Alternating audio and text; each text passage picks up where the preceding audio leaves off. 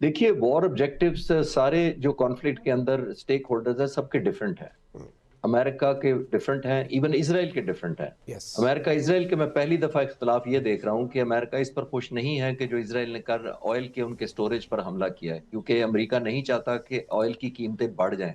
क्योंकि ऑयल की कीमतें जितना ज़्यादा बढ़ेंगी, सारा ब्लेम प्रेज़िडेंट ट्रंप पर आएगा क्योंकि सारा इनिशिएटिव या डिसीजन मेकिंग तो उनकी थी। हुँ, और ना सिर्फ डोमेस्टिक एक उनकी जो ओपिनियन या परसेप्शन चेंज होगी, ग्लोबली एक और ज़्यादा उन पर क्रिटिसिज़्म शुरू हो जाएगा, वो सस्टेन नहीं कर सके। और नेतन्याहू को तो क्रिटिसिज्म की परवाह ही नहीं है। उसने तो आपने सामने 75,000 लोग शहीद कर दिए पिछले 2 साल में, तो वो तो ओपिनियन या परसेप्शन पे बिलीव ही नहीं करते। हुँ, वो तो अपना ब्रूटैलिटी पे बिलीव करता है। एक बात। रूस और चीन की कॉन्फ्लिक्टिंग इंटरेस्ट है। जी। कॉन्फ्लिक्टिंग इंटरेस्ट इस तरीके से है कि ये चाहते हैं कि सस्टेन रहे।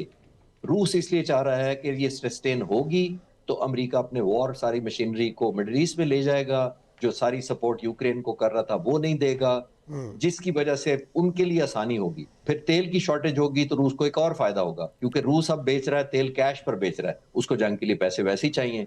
तो एक डिस्टेबलाइज़ेशन जो ओवरऑल हुई हुई है, रूस भी चाहता है कि ईरान इनको अमेरिका और इज़राइल को इसी खित्ते में एंगेज रखे। हुँ, चीन की क्या प्रेफ़रेंस है? चीन 2-3 डायमेंशन से चीन की भी इंटरेस्ट है कि ये प्रोलॉन्ग हो, अमेरिका के लिए एम्बैरेसमेंट हो।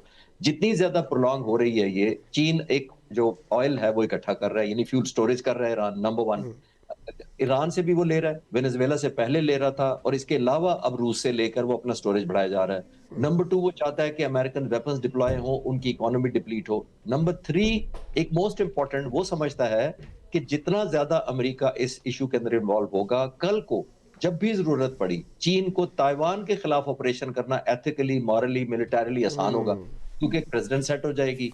और जिस तरह वेनेजुएला की पहले सेट हुई है, ईरान पर अगर एक और हो जाती है, तो फिर एक हाई मॉरल ग्राउंड चीन को भी मिल जाएँगे।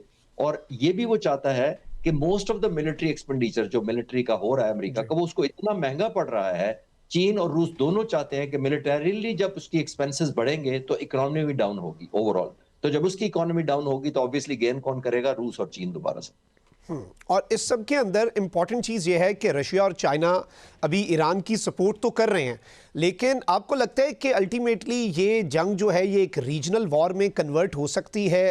अरब ममालिक को हिट तो किया जा रहा है, लेकिन आपको लगता है कि जवाबी कार्रवाई अरब ममालिक की तरफ से पॉसिबल है या अरब ममालिक अफोर्ड कर सकते हैं?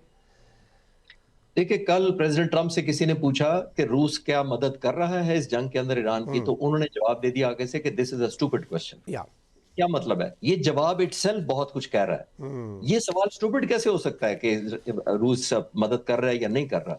स्टूपिड इसलिए उन्होंने कहा कि वो इसका जवाब नहीं देना चाहते। वो इसलिए कि ऑब्वियसली इस वक़्त बेनिफिशियरी सबसे ज़्यादा, जैसे पिछले सवाल के जवाब में मैंने अर्ज़ किया, रूस है बहुत ज़्यादा। हुँ, और डेढ़ तकरीबन साल लगेगा जो इन्होंने बहरीन पर जो हमला, कतर पर हमला करके जो रेडार नॉकआउट किया, जी, apart from billions of dollar. तो जिस तरफ आप इशारा कर रहे हैं कि रीजनल होगी, ये ऑलमोस्ट अनडिक्लेयर्ड रीजनल तो हो चुकी है। हुँ, सिर्फ फॉर्मली अनाउंसमेंट्स रहती हैं कि किसकी किधर इंटरेस्ट है। वर्ल्ड वॉर ये होती है कि कॉन्फ्लिक्टिंग इंटरेस्ट हो पूरी दुनिया में, सेगमेंट्स में लोग बढ़ जाएँ, पॉकेट्स बन जाएँ और फिर वो फिज़िकली एक दूसरे को मारें। अब हुँ, पॉकेट्स में बन चुके हैं, डिवाइड हो चुके हैं, ओपिनियन डिवाइडेड है, कॉन्फ्लिक्टिंग इंटरेस्ट पहले ही डेवलप हो चुकी है सबकी। सिर्फ ये हुआ है कि सब एक-दूसरे पर अभी हमला नहीं कर रहे या बहुत हुँ, ज़्यादा स्ट्रॉन्ग अलायंस बनाकर मिलिटरीली कंट्रीब्यूट नहीं कर रहे। लेकिन सब के सब ईरान को तो चाहते हैं कि जो डर्टी लिनेन उन्होंने किसी और ने धोना था, वो ईरान धो रहा है बाकियों के बिहाफ़ पे। अमेरिका के खिलाफ ऑब्वियसली चीन और रूस के बिहाफ़ पर। हुँ, बहुत सारे मुल्कों की जो इंटरेस्ट है ऑब्वियसली वो चाहते हैं कि अमेरिका की जो हेजेमोनिक डिज़ाइन है, जो माइट है, जो ईगो है, क्योंकि प्रेज़िडेंट ट्रंप ने ही कहा, ये दूसरों का कसूर नहीं है। ये चीन और रूस की इंटरेस्ट ये है और ख़ास तौर पर ज़ाहिर है ईरान की है कि जो प्रेज़िडेंट ट्रंप ने नारे लगाए कि मेरा मुल्क, मेरी मिलिट्री इनविंसिबल है और इनवल्नरेबल है।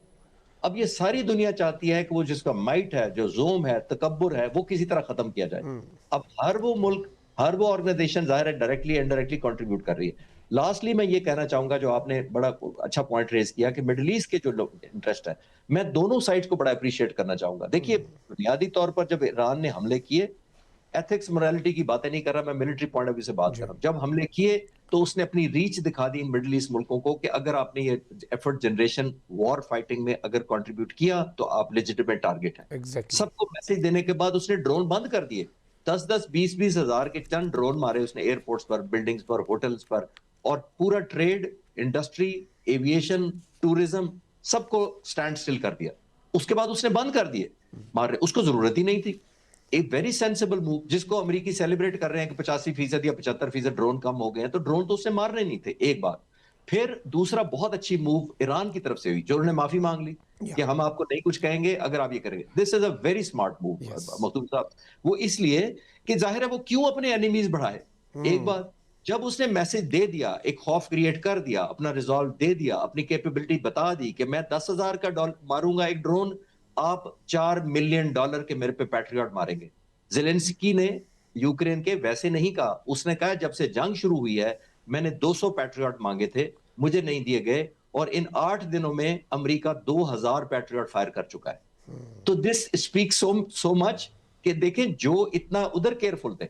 रूस की एक और भी इंटरेस्ट है जो कॉन्फ्लिक्टिंग, जो मैं पहले सवाल के जवाब में, रूस चाहता है कि जितना असला मेरी तरफ भेजा जाना था जेलेंस्की को और यूक्रेन को, वो आप मिडिल ईस्ट उठाकर ले जाएं। अब आपको रिग्रेट हो रहा होगा कि जो पहले दिया वो भी क्यों दिया था जी। तो रूस के लिए सारी आसानियां पैदा हो रही हैं। एक, उसको ऑयल से रेवेन्यू इकट्ठा हो रहा है, वो भी कैश, उसकी वॉर फाइटिंग कैपेबिलिटी बढ़ जाएगी, वेपन्स उस एरिया से कम हो जाएंगे, डिल्यूट होकर मिडिल ईस्ट में आ जाएंगे, उसके लिए फायदामंद है।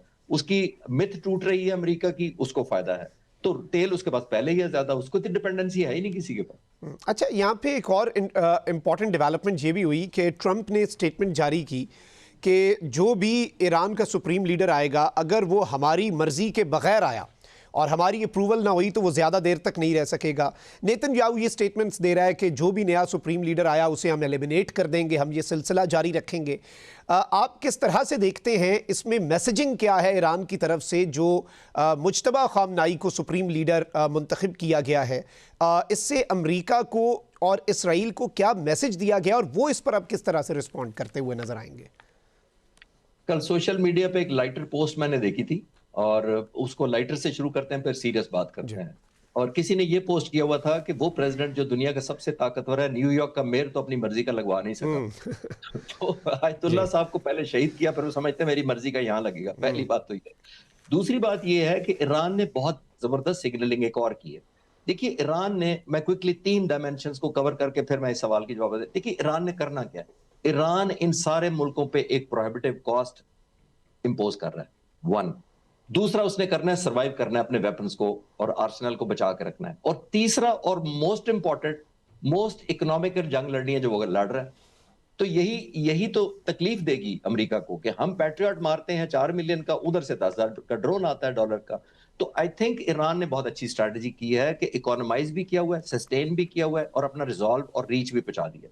अब आते हैं जो नई सिलेक्शन हुई है सुप्रीम लीडर की, उनकी वो भी एक अच्छी मूव है। अच्छी मूव इस सेंस में है कि उन्होंने, अगर ये कोई कॉम्प्रोमाइज जिसपे अमेरिका खुश हो जाता तो एक मैसेज जाता कि हम तो आपके साथ किसी तरह पैचअप करना चाह रहे हैं, उन्होंने उतना ही स्टाउंच ऑपोजिशन ऑब्वियसली फिर खड़ी कर दी है। इससे उनकी रेजिलियंस शो होती है, उसकी डिनायल शो होती है उनकी, और ऑब्वियसली सबसे ज्यादा, जैसे मैंने कहा, कि उनकी सस्टेनेबिलिटी शो होती है कि हम अभी भी आपके साथ लड़ने को तैयार हैं और कॉम्प्रोमाइज करने को तैयार नहीं है। एग्जैक्टली अच्छा, यहाँ पे पाकिस्तान जो है अब वो बड़ा केयरफुली नेविगेट कर रहा है और बड़े बेहतरीन अंदाज में अपनी फॉरेन पॉलिसी को पाकिस्तान लेकर चल रहा है दोनों सूरतों में, क्योंकि हमारे एक तरफ ईरान है, एक तरफ मिडल ईस्ट भी है, मशरक़ वस्ता के हमारे दोस्त बरादर इस्लामी ममालिक भी हैं। पाकिस्तान के लिए बेशक एक चैलेंजिंग सिचुएशन तो है, लेकिन